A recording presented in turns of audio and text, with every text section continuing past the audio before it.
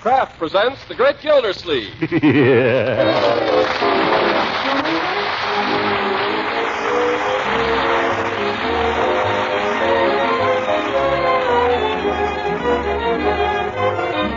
Kraft Cheese Company will also bring you Bing Crosby every Thursday night. Present each week at this time Harold Peary as The Great Gildersleeve, written by John Whedon and Sam Moore. We'll hear from The Great Gildersleeve in just a moment. But first, have you homemakers learned how to stretch red ration stamps? Well, it's an art in itself, but a simple one if you use products like Pabstet, the delicious, nourishing cheese food. For Pabstet is inexpensive. It costs only a few cents and just 3 red ration points per package. And it's a wonderfully good-tasting extender for a host of plain but satisfying foods. One good example of the way Pabstet turns an ordinary dish into a real family treat is macaroni with Pabstet. Or serve it melted into a smooth cheese sauce with leftovers of meat or fish or vegetables. And see how that unique cheddar cheese flavor satisfies family appetites. Yes, Pabstet melts and toasts and slices in a variety of tempting ways. And every way you serve it, you're helping to supply many milk nutrients your family needs. Milk protein, milk minerals, food energy, vitamin A and vitamin G that's also called riboflavin. Ask your dealer for Pabstet, the delicious, highly digestible cheese food. Pabstet is an economical red stamp value.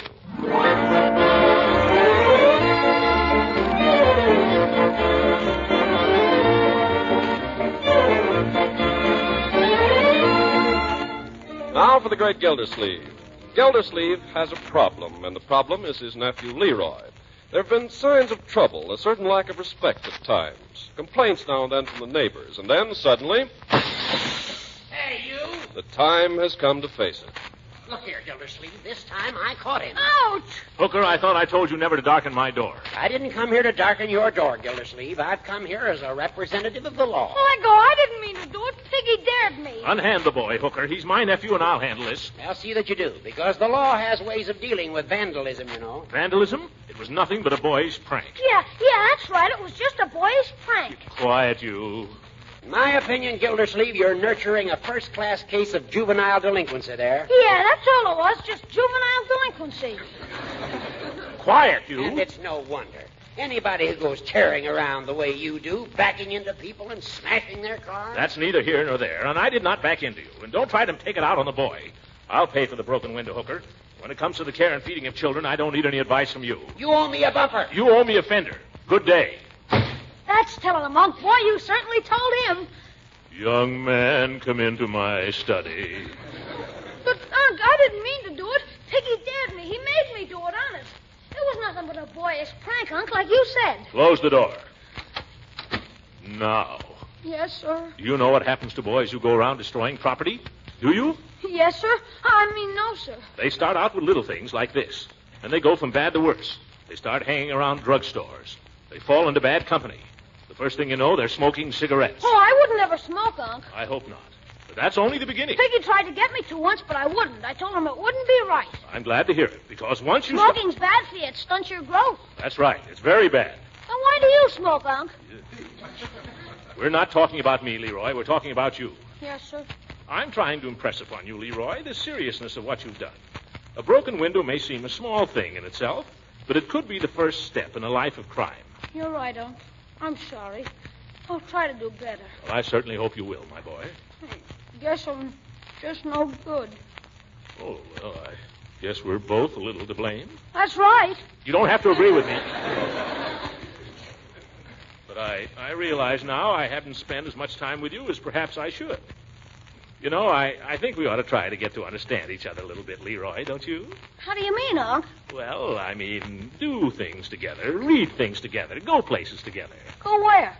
Well, I don't know. We might go on hikes together. You mean it? Would you like that? Can Piggy go? Piggy? Well, I guess so, if it's all right with his mother. Oh, boy, wait till I tell him. Yeah, wait a minute. I didn't say right this minute. Pack a lunch, Bertie. Unc Piggy and I are going on a hike. Yay! I guess we're going on a hike.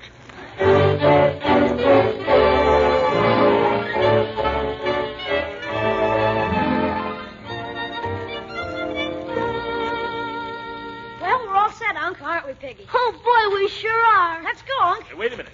Bertie, how many hard-boiled eggs did you put in the lunch basket? 6, Mr. Gildersleeve. 6? Let me see. There's Leroy and Piggy and myself. Yes, sir. 1 egg for each of the boys and 4 for you. Oh, that's how it goes, huh? Well, I guess that's all right. Can we start now, Unc? Yes. Oh, boy, come on, Piggy. Yeah, wait a minute. There's one thing that must be understood clearly before we leave. Leroy? Yes, sir? Piggy? Yes, Mr. Gildersleeve? We're going on this hike as if we were all in the Army. Did you rent a Jeep? Don't be smart, young man, and don't you encourage him, Piggy. We're going to run this hike along military lines, and I'm going to be the commanding officer. You boys are the men in my squad. Now tell me, Piggy, what's the first thing a man learns in the Army? How to make his bed. No. Leroy, what's the first thing a man learns in the Army? How to spit through his teeth. Young man, this hike can stop right here. Oh, gee, Unc, please, I'm sorry. Well, all right. The first thing you learn in the Army is to obey orders. Now, when I give an order on this hike, I want it obeyed. And I want it obeyed promptly without an argument. Is that clear? Yes, Mr. Gildersleeve. I get it. All right, then we can start. Forward! Oh, for heaven's sake. Yoo-hoo, Throckmorton. Oh, hello, Leela. We were just going off for a little hike, trying to get Leroy interested in nature. Well, now, that's just the thing. My sister's little boy, Michael, is with me for the day, and I know he'd just love to go on the hike with you, wouldn't you, Michael? I'm perfectly willing to go, Aunt Leela, if you think best. Oh, for corn's sake. Leroy, well, we'd be glad to take Michael, Leela, but don't you think he's a little young for a long hike? We're going up to Shroom Point, and that's quite a long way. Yeah, it's a heck of a long ways, Mrs. Ransom. I almost get tired myself going there. Oh, boy, me too. Oh, well, I won't worry about that. I'm sure you boys will be able to figure out some way to take care of little Michael if he gets too worn out. Can't you, Throckmorton? Well, I knew it. Now, you boys just go on and hike your heads off, you hear? Michael, be sure and have a nice time, and don't strain yourself, and don't forget to thank Mr. Gildersleeve and the boys when you get home. Goodbye, everybody. Bon voyage. But Leela... Bye, Mrs. Ransom. Michael. Well, forward, march.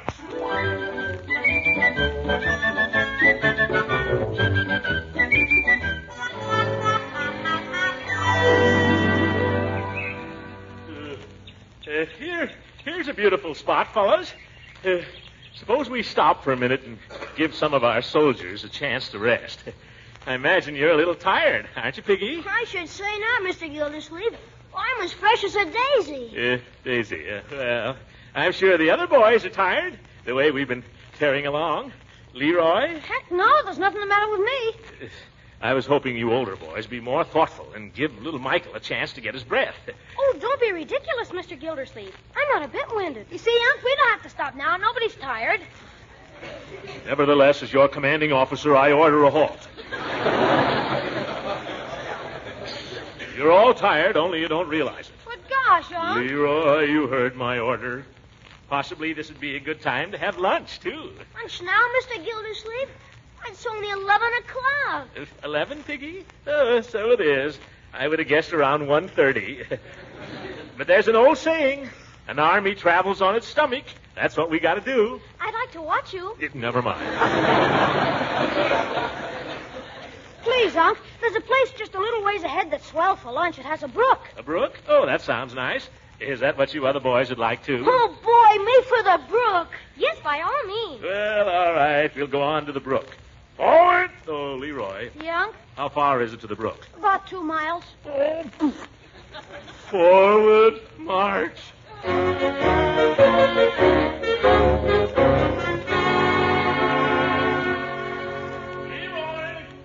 Oh, Leroy! What is it, Unc? I don't want you boys to get too far ahead of me. I'm responsible for your safety, you know. We can't help getting ahead of you, Unc. You keep sitting down all the time. Well, my feet are bothering me. Another thing, Leroy. We've gone a lot more than 2 miles, and I haven't seen anything that looks like a brook. We'll be there soon, Unc. Well, I can't wait. I'm worried about little Michael. Yeah, we better stop here and eat. Oh. Leroy, that's an order. We'll sit right down here in this rock and divide up the... Oh, my goodness. What's the matter, Unc? You didn't lose the basket. Oh, boy, if he lost that basket. Take it easy, Piggy. I just remembered. There are 4 of us, and Bertie fixed lunch for 3. Gosh. Nuts. Awkward, isn't it? Yep, awkward. What are we going to do? Well, I don't like to say anything, Unc, but he's your fiancé's nephew. Yes, he's going to be your cousin, Leroy. And we'll all share and share alike. Now, who doesn't like ham? Who doesn't like jelly? Is there anybody here who doesn't like hard-boiled eggs? Well, eeny, meeny, miny, mo. Gee, I'm hungry, Mr. Gildersleeve. So am I, Unc. Me too. Listen, I'm hungrier than all of you put together. Well, what can we do about it? Yeah, what can we... Say, Unc, I just remembered something. There's a little country store right up this road where we could get something to eat. There is? How far is it, Leroy? Only about half a mile. Half a mile. Well, forward march.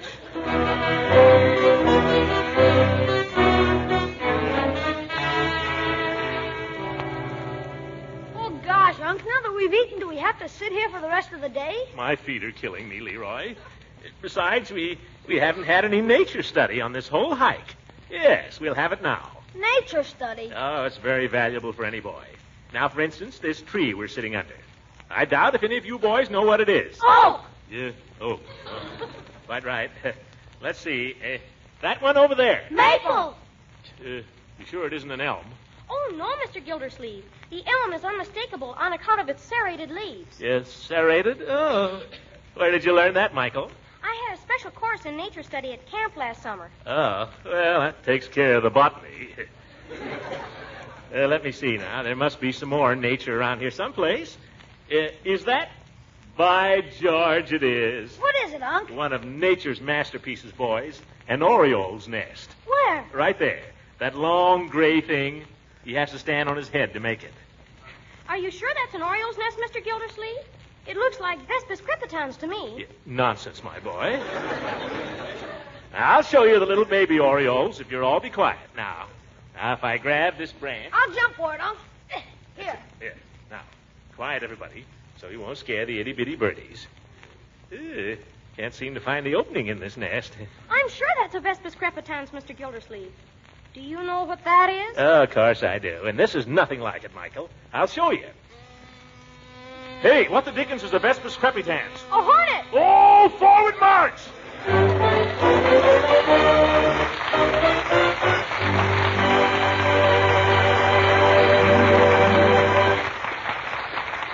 The Great Gildersleeve will be with us again in a few seconds. Meanwhile, perhaps you remember the advice in the old saying, waste not, want not. It certainly applies these days. And that's the reason, I suppose, that so many smart homemakers are economizing with red ration points and cash by planning menus ahead, and are so ingeniously putting every bit of food to work so that nothing is wasted. One especially useful trick of practical magic that'll make leftovers really sing is to combine them with Pabstet, the delicious golden cheese food.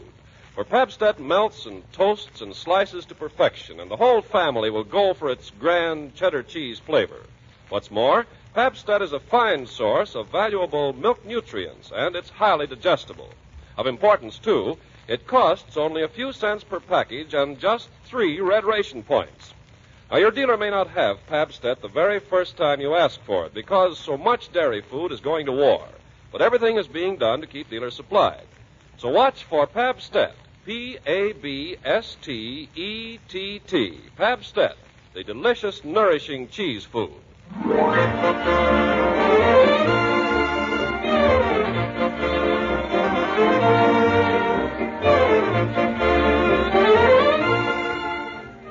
Now let's get back to the Great Gildersleeve, or what's left of him. He's had a good supper, and we find him now entering his den, his shoes in his hand, preparing to relax on the couch. But what's this he sees? No. Leroy? Leroy. What's the matter, Unc? This junk, young man. I believe I've mentioned before that I do not like to find these confounded little comic books all over my desk. Hey, don't throw those away. They're valuable. Don't be silly. They're nothing but trash. No, they're not, Unc. You ought to read one. I've got no time for such stuff. Oh, be fair, Unc. I did what you wanted to do. I went on a hike. Oh, thanks very much. My feet are killing me right now. Well, I suppose I should be open-minded, Leroy. And what's this one here? Is this a good one? Captain Wonderman. Is it? He's so good he's on the radio every night. In about 5 minutes he'll be on. Never mind. Now, what's it about? Oh, gee, Unc, this is the best comic there is. Captain Wonder Man is the strongest man in the world. He has secret muscles. Huh? Here. Look at the story of Captain Wonder Man and the Nazi saboteurs. Where does it begin? Well, here. You see, this kid, Jackie Crumb, is a newsboy, and all of a sudden this Nazi spy grabs him, Dr. Von Denk. Why? Well, because he thinks Jackie knows something about Captain Wonder Man. Well, does he? Does he? Jackie Crumb is Captain Wonder Man. Yes, You begin to like it now, Unc? not yet. Oh, you will. But that's a secret about Jackie being Wonder Man. Nobody knows it but bona fide members of the club. What club? The Captain Wonder Man Club. You send 10 cents... Never mind. I don't have to join the club. What happened to the newsboy? Well, as soon as he's tied up, he's helpless unless he changes himself to Captain Wonder Man. How does he do that? That's another secret. Nobody knows but the club members. How many members are there? 20 million. None of them would tell? Oh, no. You have to send 10 cents. No, I'll join no club. What? Well, then I'll tell you. Jackie says the mystic word, Alakazam. Alakazam? Alakazam. And then he becomes the strongest man in the world and the most patriotic. Look at him. I see him. Why does he wear a cape? The members know. They send 10 Never cents. mind the 10 cents. Leroy, I forbid you to read any more of this junk. And if I find any of it lying around, I'll burn it. Gosh, Unc, don't you want me to learn to read? Not in order to read drivel about muscle-bound men with capes. And get away from that radio. Learn to read from something good, Leroy. Here, I'll find you something up here. The makers of Toasted Popsies present Captain Wonder Man. Leroy! Turn off that radio. But, Unc, you don't have to listen. Turn it off, I say. I told you, young man, I'm trying to find something decent for you to read. Captain Wonder Man. Now be quiet for a minute. Okay, Unc. Looking for something, Uncle Mort? Yes, I'm looking for a book. What one? Oh, I don't know, a good book. Looking for something to read to Leroy. Well, here's David Copperfield. No, I tried to read that. Oh, here's a wonderful book. I've always just loved this one. Oh? What is it? Little Women. Is she kidding? Don't sneer at Little Women, my boy. My mother read it to me when I was younger than you are. It's a wonderful book. Oh, I love it. I just love it. I've read it so many times I almost know it by heart.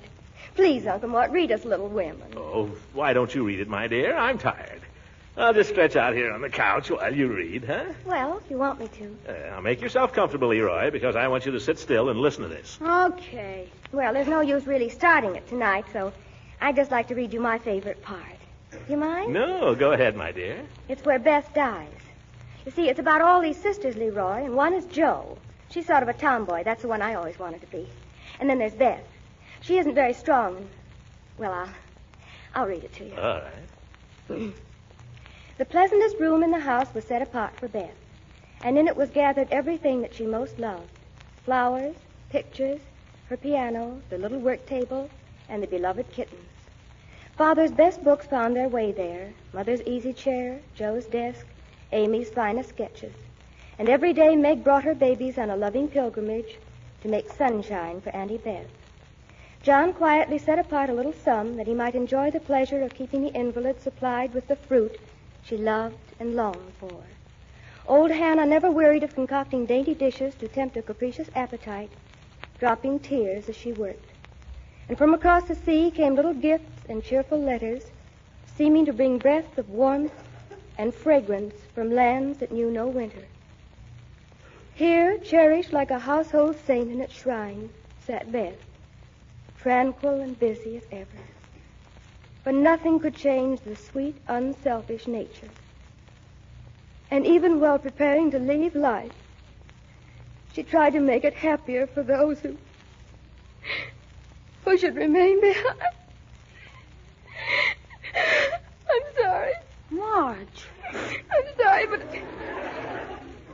it always gets me. Oh, here, give it to me, my dear. I'll go on with it. Where are we now? Oh, yes. Joe never left her for an hour since Beth had said, "I feel stronger when you're here." She slept on a couch in the room, waking often to renew the fire, to feed, lift, or wait upon the patient creature who seldom asked for anything and tried not to be a trouble. Often when she woke, Joe found Beth reading in her well-worn little book, heard her singing softly, to beguile the sleepless night, or saw her lean her face upon her hands, while slow tears dropped through her transparent fingers. Unc, what's the matter? But it's so sad, Leroy. I think if you don't mind, I'll go for a little walk. Walk? Yes, I need the exercise.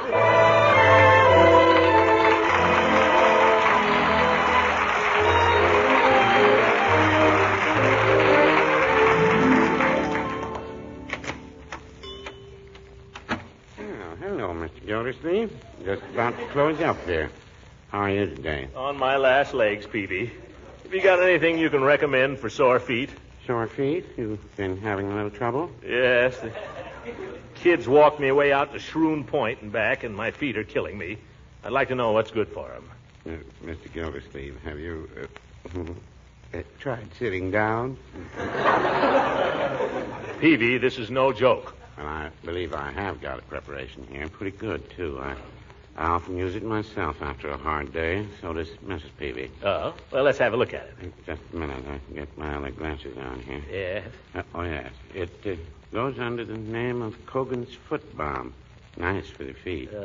It says here, prepare a tub of hot water, pouring contents of bottle, so on, so on. Would you mind if I looked at it?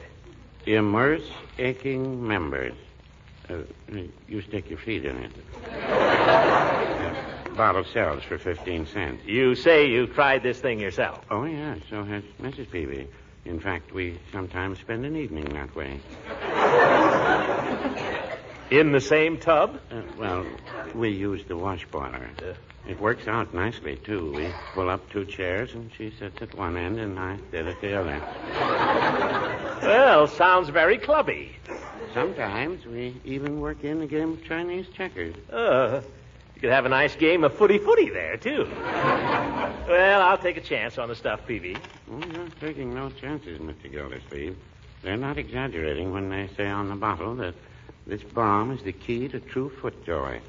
One treatment with this, and you'll come out feeling like a regular Captain Wonderman. Captain Wonderman.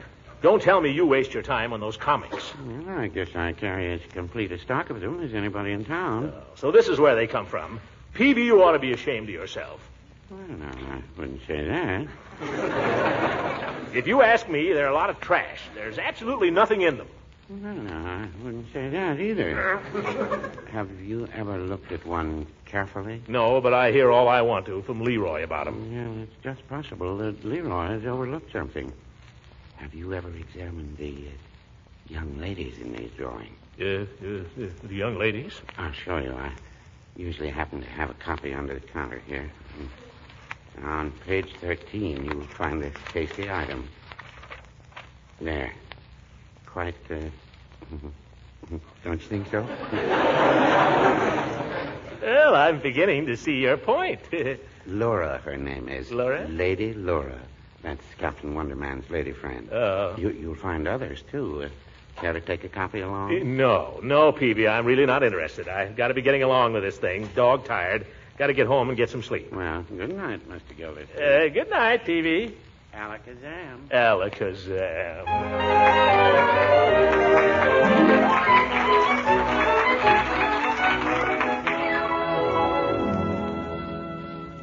Mr. Gildersleeve, I got the wash boil all ready.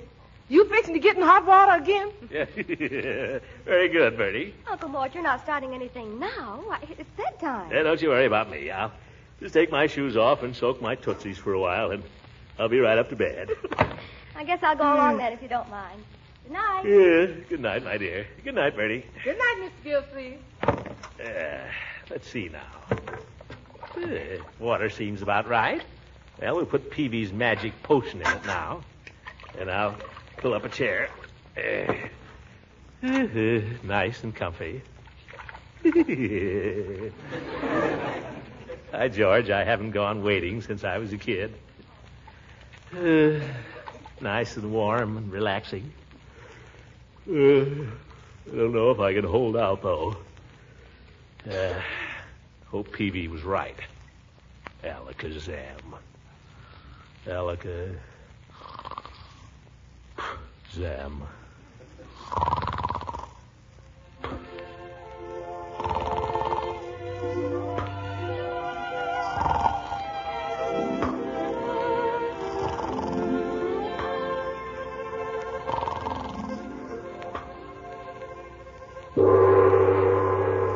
makers of Toasted Popsies present Captain Gildersleeve. Captain Gildersleeve! Captain Gildersleeve! Don't disturb me now, Junior. I'm conducting an experiment which, if successful, will bring to naught all the plans of the Axis. But Captain Gildersleeve, it's Lady Laura. Even now she is being held captive in an ancient temple on a deserted island by your old enemy. Dr. Von Hooker. There's not a moment to lose. Alakazam.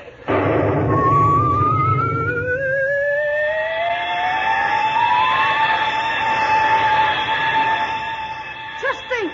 Here we are flying over the Pacific at twice the speed of light with nothing but our superhuman powers to support us. We got a nice day for it, too.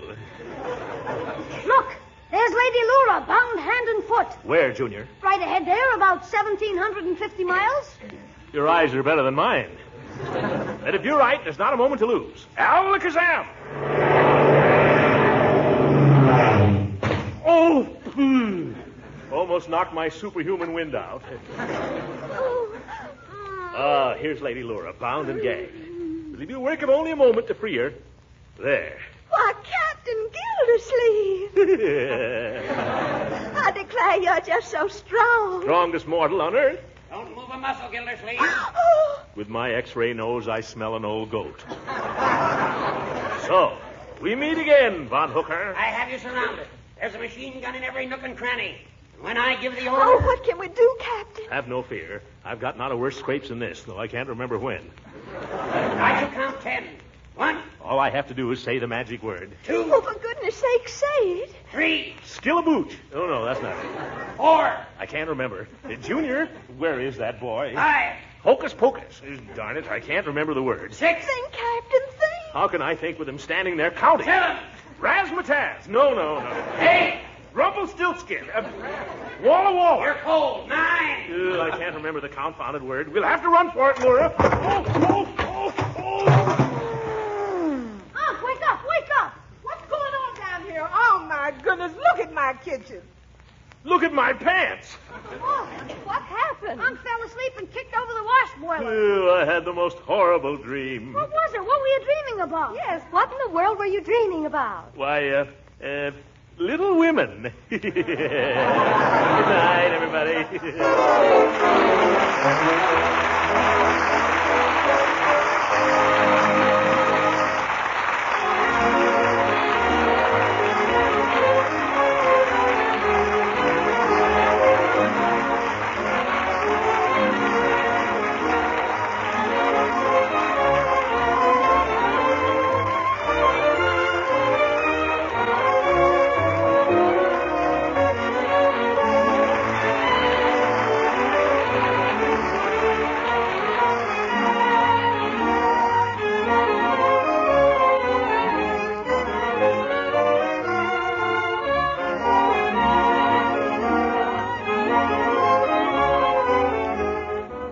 Music on this program was under the direction of Claude Sweeten. This is Ken Carpenter speaking for the Kraft Cheese Company and inviting you to listen in again next week for the further adventures of the Great Gildersleeve. I guess you'll agree that it's not only smart to be thrifty these wartime days, but it's absolutely necessary if you want to keep your two food budgets under control. That's a mighty good reason why you should know about Parquet, the quality margarine made by Kraft. For Parquet margarine costs a little cash and just 5 red ration points per pound. But economy is only one reason why Parquet is popular the country over. People everywhere like its delicate, appetizing flavor for many uses. You see, Parquet is a grand-tasting spread for bread and a delicious seasoning for hot vegetables. It's a real flavor shortening for baking and just about perfect for pan frying. Parquet is a real energy food, too, and contains vitamin A. If your dealer doesn't have it the first time you ask, it's due to wartime shortages and the fact that Parquet's popularity is growing very fast. But Kraft is doing everything possible to keep dealers supplied. So watch for Parquet, P-A-R-K-A-Y, Parquet margarine made by Kraft. This program came to you from Hollywood. This is the National Broadcasting Company.